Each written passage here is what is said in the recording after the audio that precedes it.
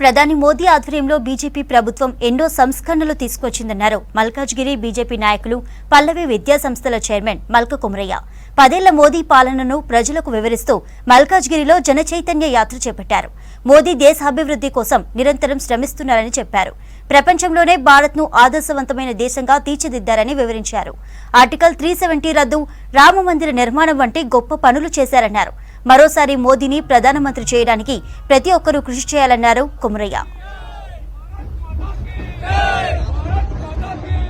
అది ఇండియాలో ఉన్న ప్రతి హిందువుకు, వరల్డ్లో ఉన్న ప్రతి ఇండియన్కి నేను ఒక సెలబ్రేషన్ లాగా చేసుకున్నాను.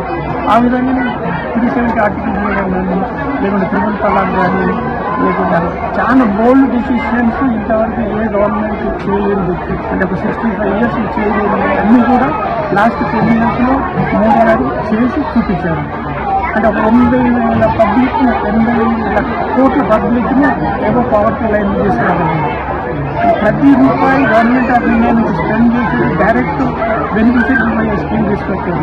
డిజిటలైజ్ చేశారు ఇండియాలో.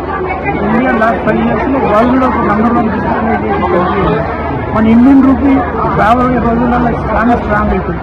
మన ఇండియన్ రూపీస్ మన పేటిఎం కార్డు సింగపూర్లో వాడుకోవచ్చు, దుబాయ్లో వాడుకోవచ్చు, ఖతార్లో వాడుకోవచ్చు.